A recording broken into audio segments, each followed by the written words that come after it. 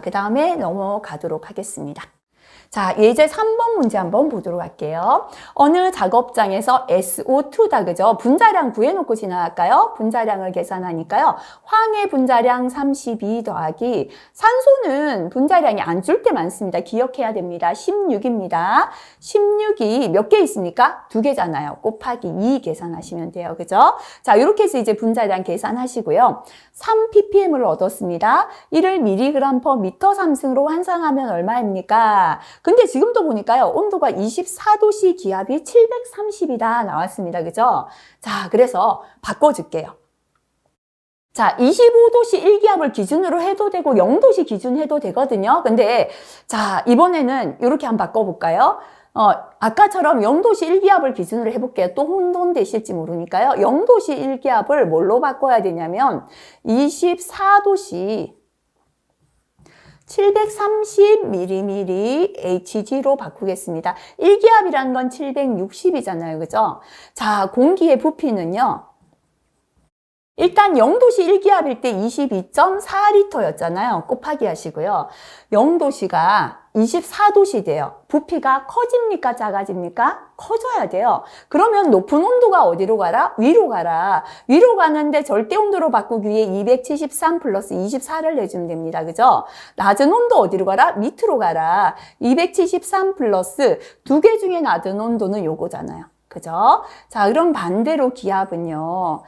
누르는 압력이잖아요. 그죠? 그래서 자, 부피가 커지기 위해선 어디로 가라? 그죠? 이게 밑으로 가라. 760이죠. 반대로 요거는 위로 가라. 그죠? 이렇게 계산하시면 돼요. 자, 이렇게 계산한 값이나 25도씨를 기준으로 했거든요. 그럼 보세요. 25도씨에서 지금 24도씨로 온도가 내려갔잖아요. 그럼 부피는 커져요? 작아져요? 작아져야죠. 부피가 작아지려면 온도가 높은 게 어디로 가라? 밑으로 가라. 그죠? 그래서 요거는 밑으로 간 거예요. 그리고 온도가 낮은 게 1로 가라. 왜냐면 요거는 25도씨를 24로 바꾸는 거잖아요. 그죠? 압력은 누르는 힘이니까요. 압력이 셀수록 부피가 낮아지니까 이거랑 반대되시면 된다. 그죠? 그래서 25도씨일 때는 25도씨 그러니까 이게 T1이고 T2잖아요. 그럼 이건 P1이고 P2잖아요. 그죠? 그래서 여기에 T1이 가면 여기는 P2가 오면 됩니다. 여기 T2가 갔죠? 반대로 여기는 P1이 오면 됩니다. 이렇게 계산해 주시면 돼요. 계산하면 같은 값이 나오고요. 자, 분자량 계산했다, 그죠? 그럼 이제 대입하면 되죠.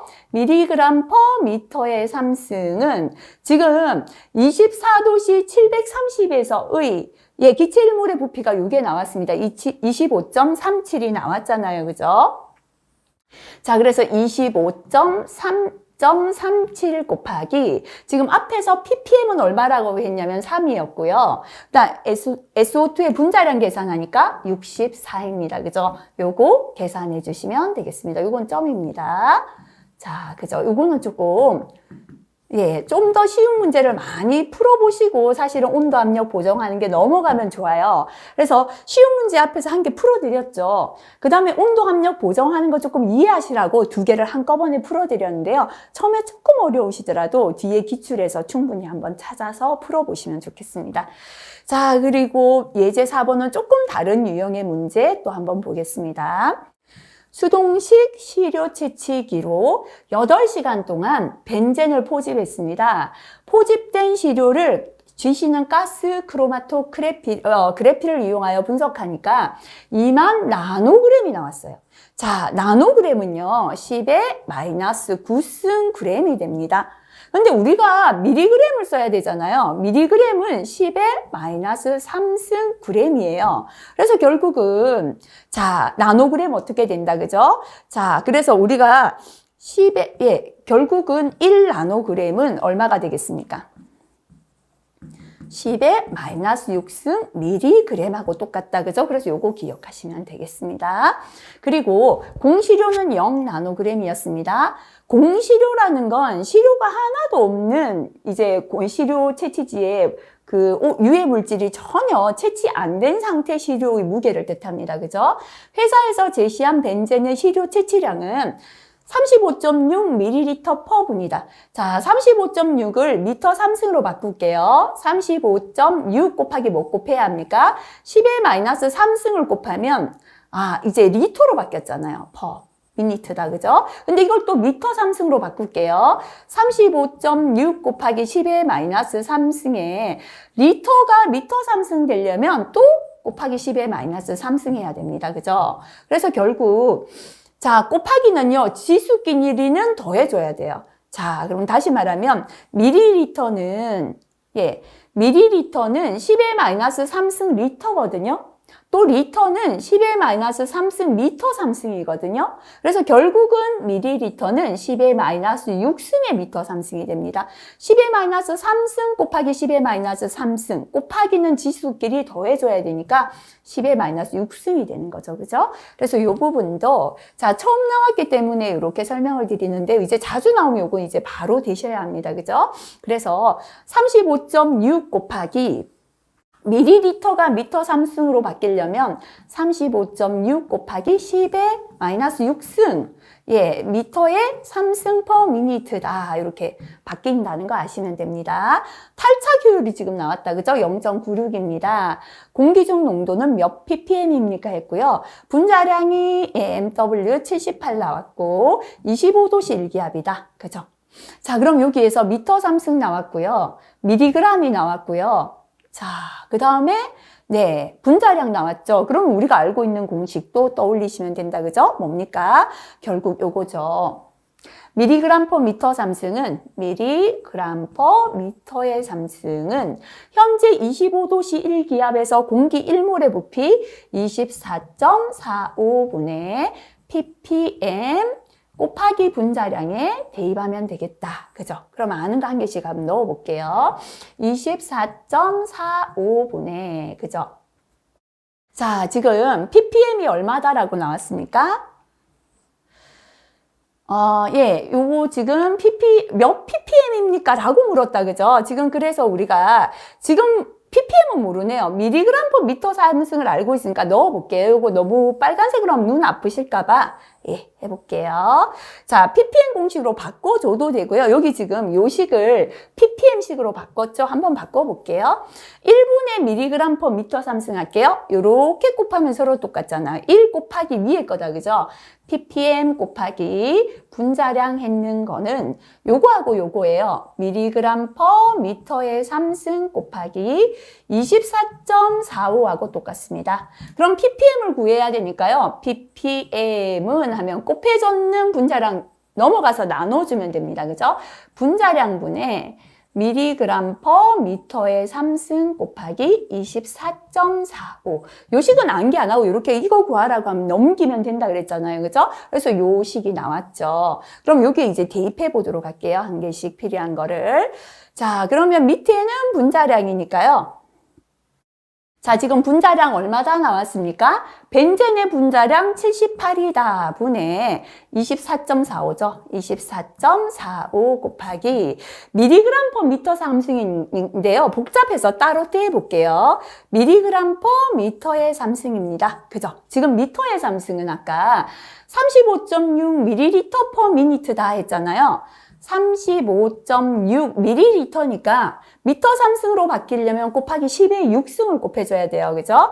곱하기 10의 6승 마이너스 6승이죠. 근데 밑에 뭐가 있냐면 per minute가 있어요. 곱하기 미니트를 곱해줘야 요거 미터 3승이잖아요. 그죠? 없어지고 미터 3승만 남아요. 그러면 시간을 곱해줘야 되는데요. 위를 보니까 몇 시간 동안 하고 있다? 8시간이다. 8시간은 몇 분이죠? 8 곱하기 60 미니트가 되겠죠. 그죠? 그래서 미니트를 없애주기 위해서 미니트를 곱해주는 거예요. 그죠? 그래서 뭐다? 8 곱하기 60 미니트다. 이렇게 곱해주면 미니트 없어지는 거예요. 밑에 이제 미터 3승만 남았고요. 그 다음에 이제 보면은 미리그램은 여기에서 나와 있었죠. 몇 미리그램이다? 그죠? 2만 나노그램이었고 공시료는 0이에요. 다시 말하면 원래는 여기 시료가 0인 게 이만큼 되었다라는 건 결국은 오염물질의 무게가 요만큼이다 하고 똑같잖아요. 그죠? 2만 나노그램을 아까 그랬죠? 미리그램으로 고치려면 2만 곱하기 10의 마이너스 6승 미리그램이 된다. 그죠? 그래서 2만 곱하기 10의 마이너스 6승 이제 미리그램이 되는 거예요. 그래서 너무 복잡해서 요거를 따로 계산했다. 그죠? 계산한 값이 뭐냐면 요게 나왔습니다. 1.17이 나왔죠. 그래서 요 1.17을 여기 올려주면 됩니다. 그죠? 이렇게 계산하게 되면 값이 얼마가 나오냐면요. 0.37, 0.37 이제는 ppm 계산이 된 거예요. 근데 어떤 조건이 또 있냐면 지금 ppm을 구했는데 이게 붙어 있죠.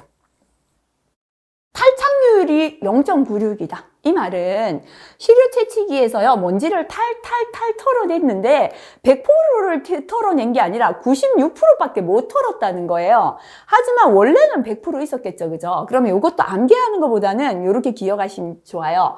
96%일 때, 0.96일 때 지금 ppm이 0.37이거든요. 0.37.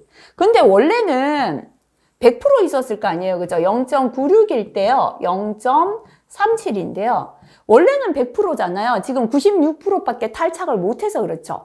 100%일 땐 얼마인가? 100은 1이잖아요. 그죠? X다. 이렇게 비례식 세우시면 됩니다. 비례식은 밖에 꺾기를 곱한 건 안에 꺾기를 곱하고 똑같습니다. 그죠? 그래서 0.96 곱하기 X 했는 건 0.37 곱하기 1하고 똑같습니다. X는 하면 곱해졌는 게 넘어가면 밑으로 가서 나눠주면 돼요. 0.96분의 0.37 곱하기 1 계산하시면 됩니다. 계산하게 되면은 0.38 ppm이 나오겠습니다. 그죠? 여기까지 하시면 최고 어려운 문제다라고 보시면 됩니다. 그래서 항상 공부를 하실 때는요, 기본 문제부터 하시기 바랍니다. 제가 기본 문제만 풀어드린다면 기출에서 이런 문제가 나오면 이거 풀이를 몰라서 굉장히 또 질문이 많이 올라오는데요. 글로 설명드리는 데는 한계가 있잖아요. 그래서 다양한 문제, 쉬운 문제에서 지금 어려운 문제까지 이렇게 한번 접근해 봤다 보시면 돼요. 이 문제 같은 경우에 단위까지도 기존에 못 보던 단위가 나왔고 그 다음에 또 탈착 효율까지도 나왔기 때문에 요까지 이제 아마 계산하실 수 있다면 다른 모든 문제들도 계산하실 수 있을 것 같습니다. 그죠? 자, 이렇게 보시면 되고요. 자, 밑에 예제 하나 더 풀어보도록 하겠습니다. 작업장에서 오염물질 농도를 측정했습니다. 그 중에 일산화탄소가 0.01%였습니다. 이때 일산화탄소 농도는 약 얼마입니까? 라고 했습니다. 자, 이게 오타입니다. 여기 잘못된 거 고쳐드릴게요. 퍼센트는 100분의 1이죠. 그죠? ppm은 100만 분의 1이에요. 그래서 퍼센트는 10의 마이너스 2승이거든요.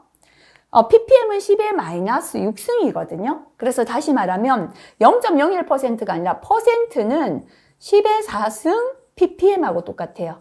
이거 몰라도 상관없습니다. 헷갈리시면 그냥 이거 기억하세요. 많이 나오니까요.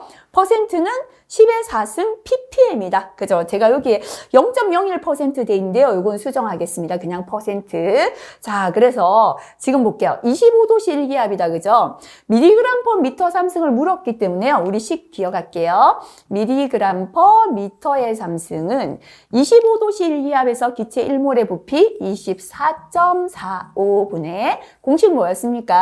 네, ppm 곱하기 분자량이다. 그죠? 이게 공식이었죠. 자, 그러면 넣어볼게요. 24.45분에 ppm을 넣어야 하는데요. 지금은 0.01%다 했잖아요. 0.01 곱하기 1%가 얼마다? 10의 4승 ppm이다 했으니까요. 10의 4승 곱해주면 이제 퍼센트가 ppm으로 바뀐 겁니다.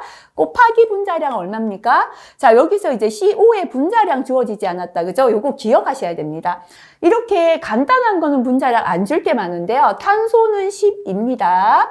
산소는 16입니다. 그래서 CO는 12 더하기 16 하면 28g이 분자량이 됩니다. 그죠? 요거 적어주시면 되겠습니다. 그래서 28 대입하시면 됩니다. 계산하게 되면 이게 나오네요. 114.52고요. 미리그램 퍼 미터의 3승이 되겠습니다. 크게 어렵진 않은데 요 한 단위 또 기억하시면 된다. 그죠? 퍼센트는 10의 4승 ppm이다. 요거 머리에 넣어두시면 되겠습니다. 자, 넘어가서 예제 6번을 한번 보도록 하겠습니다. 자, 접합 공정에서 본드를 사용하는 작업장에서 톨루엔을 측정하고자 합니다. 노출 기준에, 자, 이번엔 또 이런 조건이 있습니다. 노출 기준에 10%까지 측정하고자 한다. 이게 있다. 그죠? 빠뜨리면 안 되겠네요. 최소 시료 채취 시간은 몇 분입니까? 결국은 미니트를 계산하시오 라는 문제죠. 단 25도씨 1기압이고 분자량이 92.149, 기체 크로마토그래피 분석에서 톨루엔의 정량 한계는 0.5mg이고 노출 기준은 100ppm이며 채취유량은 0.15 리터 퍼 미니트다 라고 했습니다. 그죠? 자, 그럼 우리가 또 미리그램 퍼 미터의 3승은 하시고요. 지금 25도씨 1기압에서는 기체 1몰의 부피 24.45분의 ppm 곱하기 분자량, 이게 공식이었습니다. 그죠? 자, 그럼 대입한번 해볼게요. 24.45분의 ppm이 지금 얼마인가 하면 100ppm이다 라고 했다. 그죠? 100 곱하기 분자량이 얼마인가 하면요. 네, 톨루엔의 지금 분자량 여기 있네요. 92.14다. 계산하시면 이게 나옵니다. 376.85입니다. 그죠? 미리그램 퍼 미터의 3승인데요. 노출 기준의 10%다라고 했으니까 요거 곱하기 뭐 해주면 돼요? 요 값 곱하기 0.1 하면 됩니다. 또는 이렇게 해도 상관없죠. 노출 기준이 100ppm이잖아요. 노출 기준의 10%까지 노출되겠다 했으니까 100 대신에 이거를 10을 대입해도 상관없겠죠. 그죠? 그렇게 계산하셔도 값은 똑같게 나오겠습니다. 결국은 미리그램 퍼 미터 3승이 37.685 또는 69다 해도 상관없습니다. 자, 그럼 해볼게요. 미리그램 퍼 미터 3승 계산했는 게 여기 위에는 미리그램이 올라가야죠. 그죠? 값에서 주어진 미리그램은 요거죠. 0.5mg이고요. 밑에는 미터 3승이 들어가야 되는데 지금 뭐라고 했냐면 0.15 리터 퍼 미니트다 라고 했거든요. 0.15 리터죠. 리터를 미터 3승으로 고쳐줄 때 곱하기 뭐하라? 10의 마이너스 3승이 이제 미터 3승으로 바뀌었습니다. 하지만 여기에 미니트가 있다. 그죠? 자, 미니트를 없애기 위해서 어떻게 하라? 곱하기 x 미니트 해줘야 이게 없어지고 미터 3승만 남고 미리그램이 되잖아요. 금방 계산했는 미리그램 퍼 미터 3승이 요거잖아요. 37.685 또는 37. 셋째짜리 반올림에서 6 9 이렇게 계산해도 틀리지 않습니다. 현재는 필기에서 685로 했는 거는 최종 답이 가나 다라의 답이 이렇게 계산했는 거에 가장 근접했기 때문이고요. 실기로 가시면 중간값을 몇째짜리까지 나타내라는 규정이 없다면 다 둘째 자리까지 표기하셔도 됩니다. 표기해서 내가 적은 값과 최종 값이 맞다면 그것도 인정을 해줍니다. 그래서 상관은 없고요. 지금은 이제 필기 값에 최소한 근접한 값을 구하기 위하여 이렇게 적었다 보시면 되겠습니다. 자, 그럼 이제 요거 계산하시면 되죠. 37.69는 1분의라고 하고요. 대각선끼리 곱한 건 서로 똑같습니다. 여기는 0.15 곱하기 10의 마이너스 3승. 미니트는 이제 없어졌잖아요. 곱하기 요거. 그죠? 37. 여기 x 있잖아요. 그죠? 곱하기 x 곱하기 위에 거죠. 그죠? 37.69 했는 건 이거죠. 0.5 곱하기 1분의에서 여기는 밑에 거니까 1입니다. 그죠? x는 하면 x 빼고 곱해졌는 게 다 밑으로 넘어가서 밑으로 가죠. 0.15 곱하기 10의 마이너스 3승 곱하기 37.69 분의 요거죠. 그죠? 0.15 곱하기 1이죠. 자, 여기 위에는 0.15 곱하기 1 요거 계산하시면 되겠습니다. 자, 계산하시게 되면 값이 88.45 지금 몇 분인가니까 미니트가 답이 되겠죠. 그죠? 그래서 천천히 한번 해보시면 되겠습니다. 자, 그 다음에 마지막 예제인가요? 7번 문제. 아, 밑에 8번도 있네요. 그죠? 7번 예제 한번 풀어볼게요. 실내 공간이 100m 3승이다. 그죠? 미터 3승 나왔습니다. 빈 실험실에 MEK입니다. 메틸 에틸 케톤 2ml가 기화된다. 그 말은 증발하고 있다라는 게 되겠죠. 이때 실내의 MEK 농도는 약 몇 ppm인가를 계산하라. 그죠? 자, 지금 요거 한번 보도록 할게요. 자, 일단 우리가 아는 공식은 이거죠. mg per 미터의 3승은 자, 25도 일기압에서는 24.45분의 ppm 곱하기 분자량입니다. 근데 이렇게 ppm을 계산하려면 1분위 하면 이렇게 곱하면 서로 똑같죠? ppm 곱하기 분자량은 미리그램 퍼 미터의 3승 곱하기 24.45잖아요. 그럼 ppm은 하면은 이거 넘어가서 나눠줘야 됩니다. 분자량분의 미리그램 퍼 미터의 3승 곱하기 24.45. 이제 식을 자꾸 바꾸는 거를 제가 지금 적어드렸는데요. 이제 자꾸 하시다 보면 요식하고 결국 요식 똑같은 거죠. 암기 안에도 이게 나오도록 하시면 됩니다. 자, 그래서 이제 대입할게요. 분자량은 얼마냐면 지금 현재 72.1이다. 좋습니다. 그죠?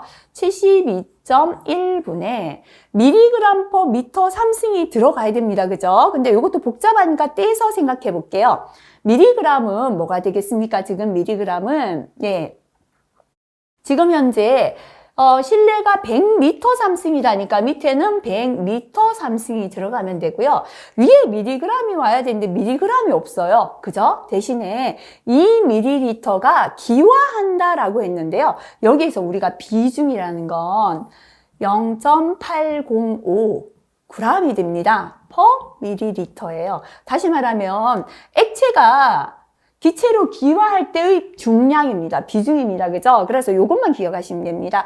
2ml 곱하기 0.805 g per ml. 이거를 제가 분수로 나타내 볼게요. 2ml 곱하기 밀리리터분의 0.805g 요게 비중이다라고 했잖아요. 그죠? 비중의 단위가 g per 밀리리터입니다. 요렇게 약분하면 이제 위에 g만 남았죠. 요거 계산하시면 자, 요게 됩니다. 그죠? 16.10mg per 미터의 요거는 요 최종값이네요. 요게 됩니다. g이다. 그죠? g이고, g per 미터 3승. 아, 이렇게 계산하면 되는 거 맞네요. 계산하면 16.10이 나왔네요. 밀리그램 per 16.10 밀리그램 per 미터의 3승이 나왔죠. 그럼 이제 대입해서 풀면 되겠다. 그죠? 지금 다 알고요. 이제 요 밀리그램 per 미터 3승만 몰랐잖아요. 그래서 분자량, 그죠?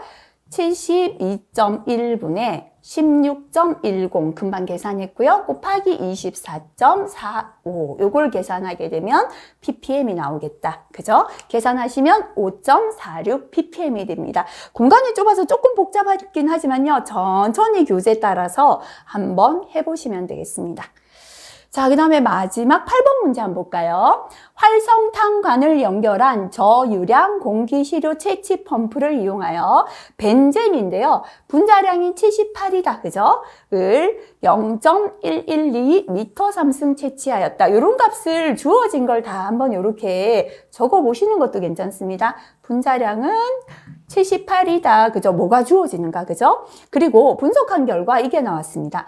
657 마이크로그램이 나왔어요. 마이크로그램은 10의 마이너스 6승 그램이에요. 미리그램은 10의 마이너스 3승 그램이에요.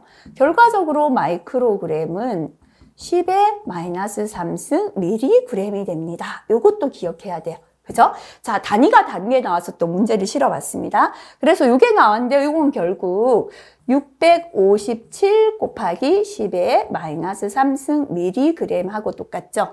자, ppm을 계산하라 했고요. 온도는 25도씨, 압력 760mHg다. 이 말은 1기압이다. 동일하잖아요. 그죠? 그럼 우리가 알고 있는 식은요.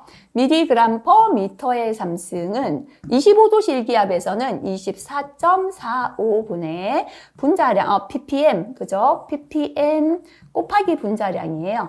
근데 여기에서 ppm을 계산하라 했으니까 이렇게 고치면 되겠죠? 이게 나오잖아요. 그죠? 그럼 대입할게요. 요 식에다가요. 현재 분자량은 78이다 줬죠? 78분의 mg/m 3승을 넣어야 됩니다. 자, 미터 3승은 여기 있잖아요. 0.112 미터의 3승이고요. mg 대신에 마이크로그램을 줬잖아요. 657 곱하기 마이크로그램이 미리그램 되려면 10의 마이너스 3승, 그죠? 10의 마이너스 3승 해주면 이제 미리그램 되는 거예요. 그죠? 곱하기, 그 다음에 뭐 들어가면 됩니까? 예, 그죠? 24.45 들어가면 돼요. 요 값을 계산해서 대입해도 되고 바로 식을 적어도 됩니다. 실기 넘어가시면 중간값하고 최종값은요. 이 사람이 이렇게 계산했는 게 최종값하고 똑같으면 되고요. 또는 요걸 미리 계산했는 값을 셋째 자리 반올림해서 여기 올렸다, 그죠? 그 값과 최종값이 같으면 됩니다. 그래서 계산해서 대입해도 되고요. 식을 바로 세워도 아무 상관이 없다는 거죠. 이렇게 풀어보시면 되겠습니다. 그죠? 그래서 한번 스스로 푸시고요. 계산값 맞는지 확인해 주시면 되겠습니다. 자, 여기까지 풀었던 계산 문제가 이 과목에서 실기로 넘어가는 굉장히 잘 출제가 되는 별표 3개짜리 유형이었다 보시면 되고요. 자, 한 8가지 정도 문제가 있었지만 여러 형태로 이제 변형이 되는 문제, 그 다음에 단위도 지금 출제되고 있는 것들 대부분 다 실려 있다 보시면 됩니다. 그래서 요거 꼭 풀어보시고 여기서 나왔던 단위들 한번 개념 정리해 주시면 다음에 계산하실 때, 그죠? 계산 문제 푸실 때 굉장히 유리할 것 같습니다. 자, 그 다음에 4번째 소음의 측정 방법 한번 넘어가겠습니다. 자, 소음 측정 기기입니다. 소음 측정에 사용되는 기기는 바로 그죠? 기억하셔야 됩니다. 빨간색으로 해보도록 하겠습니다. 소음에 사용되는 기기는 누적 소음 노출량 측정기 또는 적분형 소음계 또는 이와 동등 이상의 성능이 있는 것으로 하되 개인 시료 채취 방법이 불가능할 경우에는 지시 소음계를 사용할 수 있습니다. 보통은 요거 잘 나옵니다. 하지만 요거까지 기억해 주시면 좋겠습니다. 발생 시간을 고려한 등가 소음 레벨 방법으로 측정합니다. 등가 소음 레벨은 4과목 들어가서 공부하겠습니다. 일단 이런 단어 한번 들어주시기 바랍니다. 다만 소음 발생 간격이 1초 미만을 유지하면서 계속적으로 발생되는 소음, 그죠? 발생되는 간격이 1초 미만 짧으면서 계속되는 건 삐 이렇게 연소음이죠. 을 지시 소음계 또는 이와 동등 이상의 성능이 있는 기기로 측정할 때는 그러하지 아니하다. 그죠? 이 부분은 잘 안 나오고요. 자, 위에서 소음 측정에는 누적 소음 노출량 측정기 또는 적분형 소음계를 가지고 어떻게 한다? 있는 것으로 하되 개인 시료 채취 방법이 불가능할 때는 지시 소음계를 사용하고요. 발생 시간을 고려해서 등가 소음 레벨 방법으로 측정한다. 여기까지 기억하시면 되고요. 자, 소음계의 첨가 보정 회로는 A 특성으로 합니다. 앞에서 데시벨 A다라고 나타냈죠. 이게 A 특성으로 측정한 값이다라는 걸 뜻합니다. 자, 그리고 소음 측정은 다음과 같이 한다. 필기에 굉장히 잘 나옵니다. 소음계의 지시침은요, 느린 동작, 슬로우 상태로 해야 합니다. 소음계의 지시치가, 자, 예를 들어 90dB이 있어요. 지시치가 이렇게 움직이다가 여기서 멈춰요. 그죠? 이렇게 지시치가 변동하지 않는 경우 해당 지시치를 측정점에서의 소음 수준으로 합니다. 90에서 멈췄다면 이때 소음 90이다라고 읽잖아요. 지시치가 안 바뀌고 지적하는 게 바로 소음 수준이다라는 뜻입니다. 자, 그 다음에 누적 소음 노출량 측정기로 소음을 측정하는 경우에는 이것도 잘 나옵니다. 크리테리아는 기준은 90dB이다 보시면 되고요. 익스체인지 레이트. 그러니까 다시 말하면 우리가 90dB 다음에 93 아니죠. 우리나라는 올라가면 95, 100이고요. 내려가면 85. 이렇게 5dB 그 간격 기준을 정하고 있고요. 트레솔드는 80dB로 한다. 그죠? 최소치다 보시면 돼요. 그래서 기준은 90이고, 익스체인지 레이트는 5dB이고, threshold는 80dB로 기기를 설정한다. 요거 기억하시면 되겠습니다.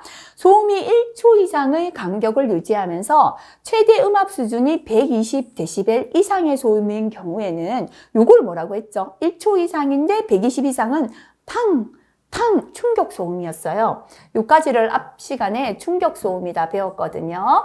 자, 요 충격 소음인 경우에는 소음 수준에 따른 1분 동안의 발생 횟수. 그래서 앞에서 120dB에는 1000회까지 노출 가능한다. 그죠? 그 다음에 130에는 1000회까지 노출할 수 있다 했고요. 그 다음에 140에는 하루에 100회까지 노출할 수 있다 했거든요. 그래서 120dB 이상의 경우에는 1분 동안의 발생 횟수를 측정한다. 이 뜻입니다. 그죠? 자, 그 다음에 나머지는 스스로 한번 확인해 봐 주시면 되겠습니다. 자, 그 다음에 소음을 측정하는 위치. 그죠? 요건 스스로 한번 읽어 봐 주시고요. 소음 측정 시간 넘어가겠습니다. 앞에서도 나왔었죠.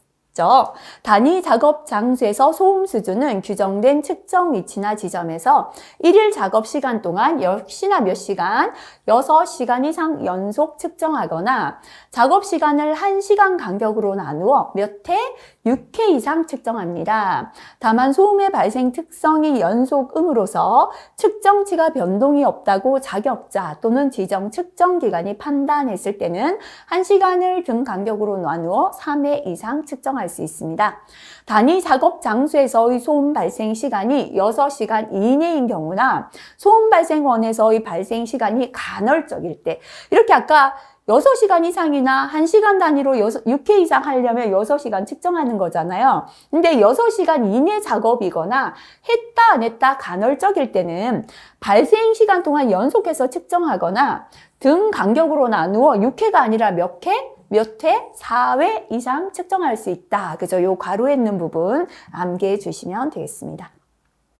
자, 그 다음에 고열 측정입니다. 그죠? 고열은 습구-흡구 온도지수, WBGT죠. 측정할 수 있는 기기 또는 이와 동등 이상의 성능을 가진 기기를 이용합니다. 측정하는 방법입니다.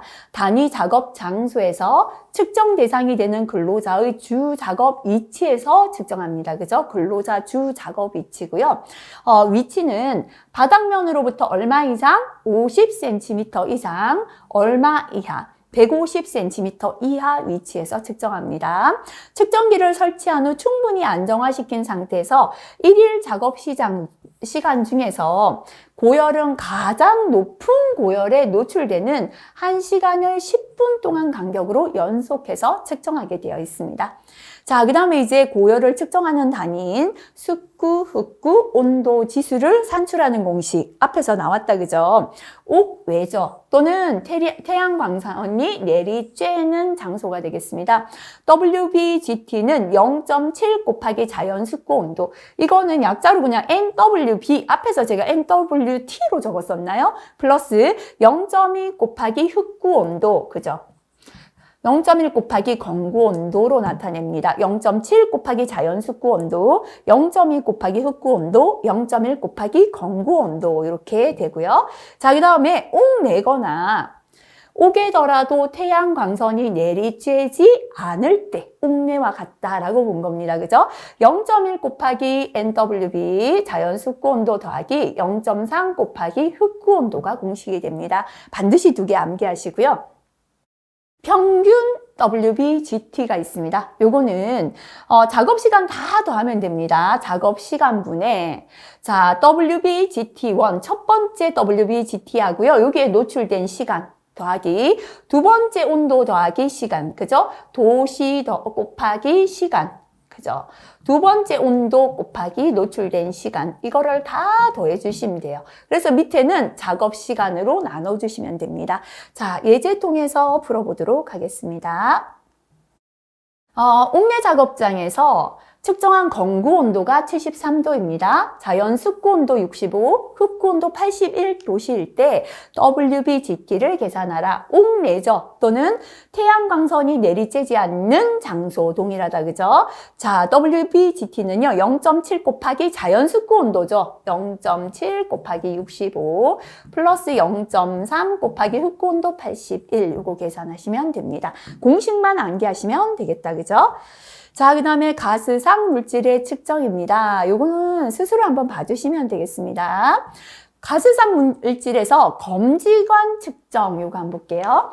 이제 검지하는 걸 들고 가서 이렇게 탁 누르면 이제 검지관이 검지 반응을 보이는 건데요. 자, 여기에서 실기까지 나오는 건 검지관 방식으로 측정할 수 있는 경우가 되겠습니다. 어떨 때 검지관을 사용할 수 있는가? 이 검지관은 이렇게 손으로 잡은 검지관을 가지고 이렇게 누르면 이게 반응을 보이다 보니까요. 정확하지 않습니다. 예비조사 목적으로 쓸 수 있습니다. 그리고 정확하지 않은데 하늘 수 없을 때 검지관 방식 외에 다른 측정 방법이 없을 때 쓰는 거고요.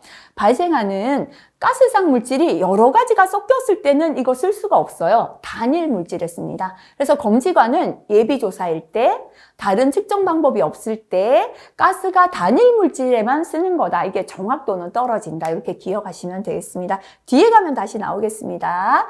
자, 그리고 이거 보고 지나가겠습니다. 자, 검지관 방식으로 측정하는 경우에는 해당 작업 근로자의 호흡기나 가스상 물질 발생원에 근접한 위치 또는 근로자 작업 행동 범위의 주 작업 위치에서 근로자 어느 높이에서 호흡기 높이에서 측정합니다. 호흡기, 그죠? 요 주변에서 우리가 가스를 들이마시잖아요. 그래서 요 주변에서 측정을 한다. 요거 기억하시면 되고요.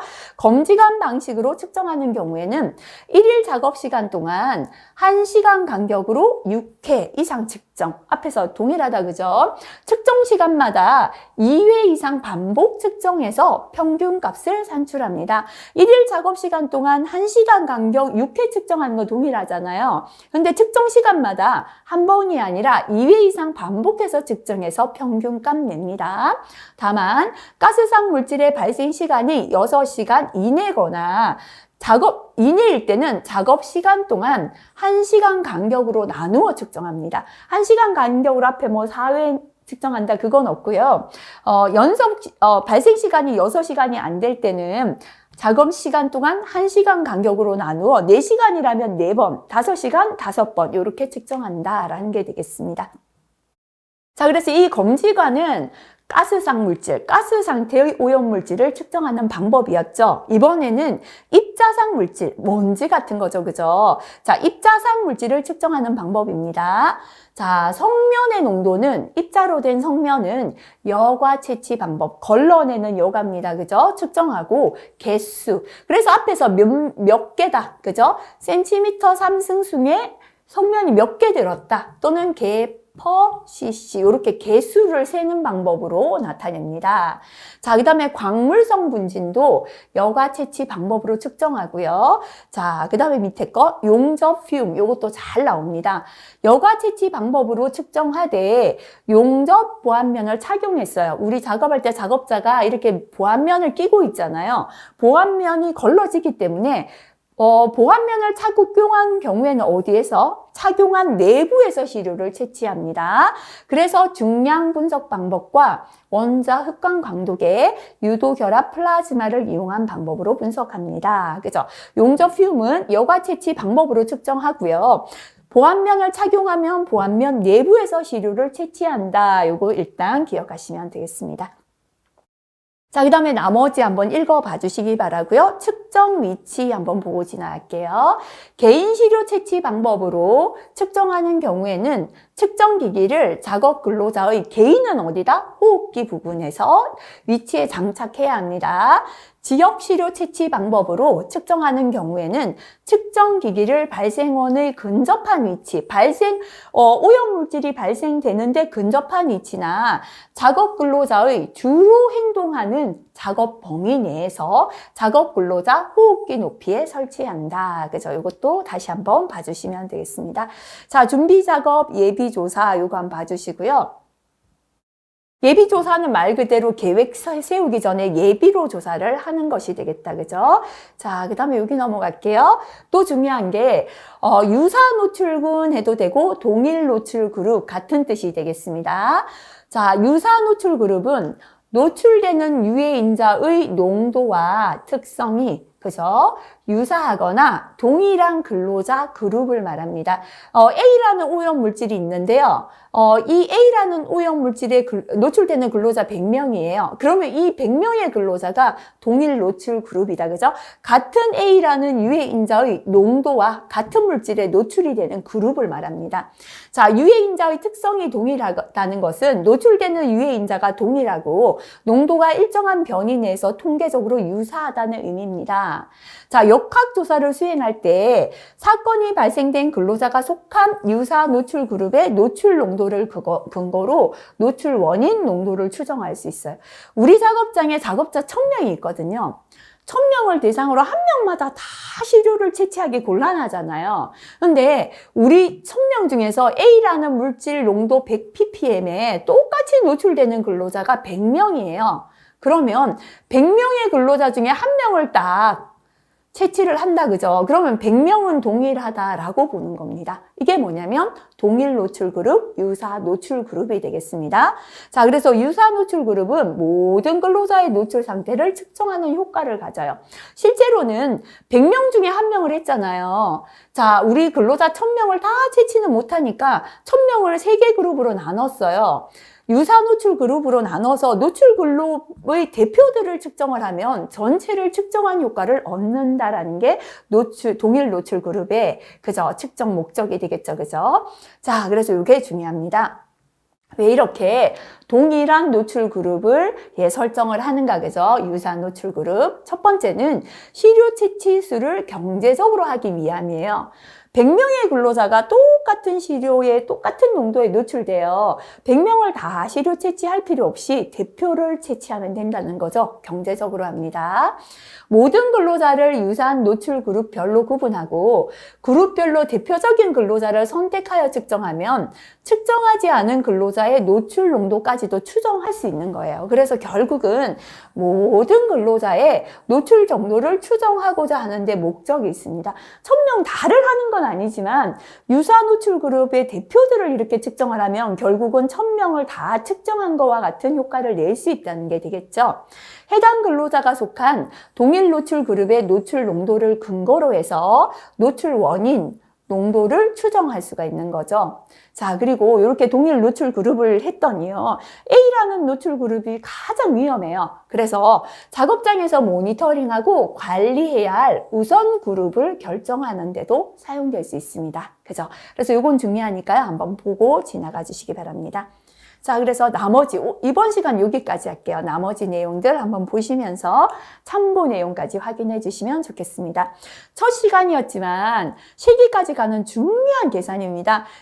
두 번째 과목에서 실기까지 간다면 앞에서 풀었던 계산 문제가 별표 3개 되거든요. 자, 이번 시간 처음인데 예제 유형을 다양하게 싣다 보니까 단위가 자꾸 바뀌고 조금 어려울 수 있었지만요.